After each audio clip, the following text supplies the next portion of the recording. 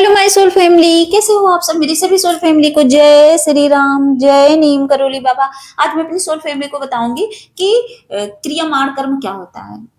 तो जो क्रियामाण कर्म है ये होता है आगामी कर्म। जैसे मान लीजिए मैं आपके सामने बैठी हूं और मैंने तुरंत बोला राम राम राम राम, ये हो गया मेरा आगामी कर्म। क्योंकि मतलब ये जो आगामी कर्म होता है, जो क्रियामाण कर्म होता है, ये आपके लिए सबसे बेस्ट होता है, आपके फ्यूचर के लिए सबसे बेस्ट होता है। आप इससे अपना भविष्य अच्छा कर सकते हो।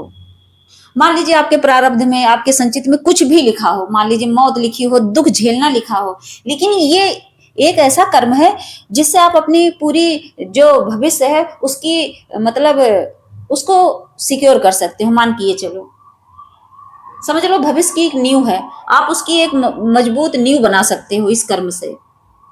हिलेगी नहीं, ना हिलने वाली एक ऐसी नींव कि जिसको कभी कोई तोड़ ना सके, क्योंकि वो सीधे ईश्वर से कनेक्ट कर देती है, वो सीधे पुण्य से कनेक्ट कर देती है। क्योंकि आप पाप करोगे तो तोड़ पाएगा, 2 मिनट में तोड़ देगा। आप सोचो, अगर आप मटन चिकन खा रहे हो, पाप कर्म में लगे हो, तो क्या वो आगामी कर्म आपका शुद्ध हो पाएगा।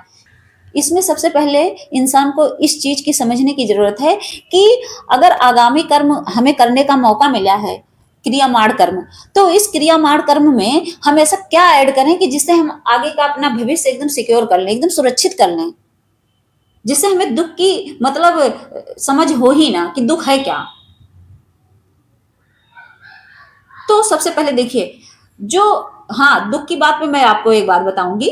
अभी देखो, जैसे दुख आता है, जो नाम जप पूजा पाठ भक्ति कर रहे हैं उनके ऊपर दुख आता है, तो सबसे पहले मेरे प्यारे भाइयों बहनों एक चीज गांठ बांध लो कि उस दुख को दुख वाली फीलिंग में समझना ही नहीं है। दुख को दुख समझना ही नहीं है। जो दुख को दुख समझते हैं सारी जिंदगी दुखी रहते हैं। दुख को कन्वर्ट करना है नाम जप पूजा पाठ भक्ति में, उसको फील करना है कि ये दुख है, बस समझ लो वो भी आया है अपने टाइम के लिए, उसका भी टाइम आएगा, वो चला जाएगा।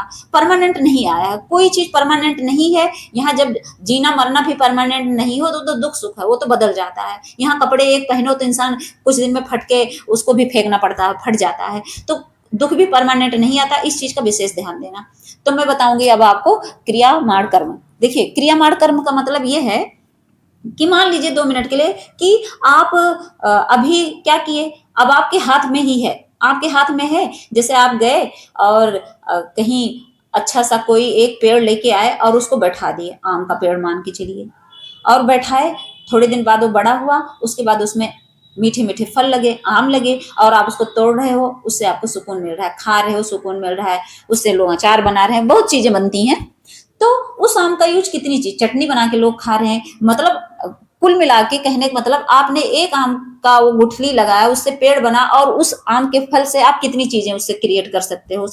उससे आम पापड़ बना रहे हो, अचार बना रहे हो, चटनी बना रहे हो, आप पका के खा रहे हो, हर चीज है उससे। हुए हुए ना खुश, उससे सुकून मिला ना कि हाँ देखो ये पेड़ कितना फायदेमंद है, फिर ये हर साल मुझे फल देगा। लेकिन अगर वहीं आप बबूल का पेड़ बैठा दो, मान लीजिए गलती से, मैं एक एग्जांपल दे रही हूँ, बैठा नहीं रहे हो, लेकिन अभी मैं इसका मतलब समझाऊंगी। मान लीजिए वहीं आप बबूल का पेड़ बैठा दो, तो उसमें क्या होगा, आप बैठाओगे, उसको पानी दोगे, खाद डालोगे, सब कुछ डालोगे, और वही पेड़ जब बड़ा होगा तो उसमें कांटे लगेंगे, और पता चला उसी रास्ते से आप निकल रहे हो तो आपके कपड़े उसमें फंस रहे हैं, बाई चांस कोई काम करने गए उसमें उंगली में चुभ गया तो कांटे उसमें चुभ गए तो ब्लड निकल रहा है, हाय हाय कर रहे हो। होता है ना, नुकसान नहीं करता, कहीं भी कांटे का पेड़ हो उधर रास्ते से कोई नहीं गुजरता है, क्योंकि वो कांटे हैं। तो मेरा कहने का मतलब है, जब आप इतनी चीज समझते हो तो सोचो कैसे आप पाप कर्म में लग जाते हो। सोचो, जैसे लोग किसी को ठग लेते हैं, ये तो वही कांटे ही अपने लिए बोना हुआ। जैसे किसी के साथ बेईमानी कर रहे हो, आप मटन चिकन खा रहे हो, ये तो यही तो है। मटन चिकन खाते हो, उसमें एक जीव की हत्या होती है, तो ये आप कांटे बोने वाला ही तो काम कर रहे हो। उसके बाद जब आपके साथ वो चीज घटने लगेगी तो आप फिर रोने लगते हो। तो यही सोच के कम से कम उस चीज से निकल आओ कि नहीं, मुझे जीव हत्या नहीं करनी है, नहीं मुझे किसी के साथ मतलब अपने पति या पत्नी को धोखा नहीं देना है, किसी और के साथ इंटीमेट नहीं होना है। लोग इतना ज्यादा नासमझ हो गए हैं कि क्या करते हैं कि अपनी बीवी के साथ है, दिखाएंगे मैं बहुत खुश हूँ, अपनी बीवी बच्चों के साथ घूमने जा रहे हैं, सब जगह अच्छे से पार्टी जा रहे हैं, दिखा रहे हैं हम मियाँ बीवी अपने बच्चों के साथ बहुत खुश हैं, और लेकिन चुपके चुपके क्या कर रहे हैं, चाहे पत्नी हो चाहे पति हो, अलग रिलेशन में फंसे पड़े हैं। उनको ये नहीं समझ आ रहा है कि ये पाप कर्मा में है। उनको ये नहीं समझ आ रहा है कि किसी को हर्ट करना भी पाप कर्म होता है। सोचिए, कह तो रहे किसी को गाली देना भी आपके पाप कर्म में ऐड हो जाता है। अभी मैं बैठी हूँ आपके सामने, मान लीजिए मैं इतना सब कुछ बोल रही हूँ और मैं मटन चिकन के बारे में मैंने बात की और आप क्या किए, आप अंदर अंदर मुझे गाली दे दो, आप कहो कि पता नहीं क्या दिमाग चाट रही है, तो ये शब्द भी कर्मा बन जाता है। सोचिए, जब इंसान इस हद तक समझता है ना तभी वो कर्मा से बच पाता है, वरना छोटी छोटी गलतियां इतनी कर देता है कि वो जब पूरा संचित हो जाता है ना तब इंसान घबराने लगता है, हाय मैंने ऐसा क्या कर्म किया था। नहीं, हर चीज को इंसान कहता है कि एक एक पग पे आपको संभल के चलना पड़ता है, ऐसे नहीं मनुष्य जन्म मिलता है। मनुष्य जन्म मतलब 84 लाख योनियों में जाके जब आपको मनुष्य जन्म मिला है तो इसका मतलब है तो कि मतलब 84 लाख योनि, इतनी योनि नहीं होती। यहाँ मनुष्य जन्म में इंसान 70 साल 50 साल जी के चला जाता है और 84 लाख योनि से गुजर के आए होते हैं, और यहाँ आके हम भूल जाते हैं अपना कर्म और फिर करने लगते हैं पाप कर्म। तो इसीलिए क्या करना है कि हमें अगर अपनी मतलब भविष्य को सिक्योर करना है, सुरक्षित करना है, उसकी नींव को मजबूत करना है, तो सबसे पहले तो आप नाम जाप पूजा पाठ भक्ति में लग जाइए, पकड़ लीजिए भगवान की भक्ति, क्योंकि यही भगवान ही एक ऐसा मार्ग है ना जो आपको मुक्त कर सकते हैं। वरना आप इतना भटकोगे इतना भटकोगे, आपको क्या लगता है भटकना ये नहीं है, आप टेंशन में हो दिन भर, आपको समझ नहीं आ रहा है कि मैं क्या करूं क्या ना करूं, कोई फाइनेंशियली प्रॉब्लम से गुजर रहा है, कोई अपने प्यार को ही नहीं पा रहा है, उससे ही टेंशन में है, हर चीज का टेंशन है। टेंशन का मतलब क्या है, आपको कोई बीमारी हो गई उसका भी टेंशन है, मतलब दुख जो है ना बता के नहीं आता है, और दुख ऐसे आता है कि हर वे में हो सकता है। किसी के बच्चे नहीं सुन रहे हैं उसी का टेंशन है उन्हें, दुख का मतलब क्या है, बहुत रूप से दुख आ सकता है। किसी को शुगर बीपी है, वो सही से खा ही नहीं पा रहा है, वो कह रहा है मुझे मीठे से डॉक्टर ने मीठा मना किया है, तो भी तो उनके लिए दुख ही है। तो हर चीज का कर्मा है। तो इन सब चीजों से बचने के लिए सबसे पहले तो भगवान की भक्ति में लग जाइए, सबसे पहला काम भक्ति में। और जब आप भक्ति में लगोगे तभी आपका मन भटकने से बचेगा। तब आप जो पाप कर्मा करते हो और ये जो मटन चिकन ये सब खा रहे हो, धीरे धीरे धीरे धीरे इसको त्याग दो हमेशा के लिए। और एक चीज हमेशा याद रखना, जैसे आप भक्ति पकड़ोगे ना तो सबसे पहले तो इनका त्याग करना पड़ता है। ऐसे भक्ति नहीं होती कि आप भक्ति करते रहो मांस खाते रहो, नहीं।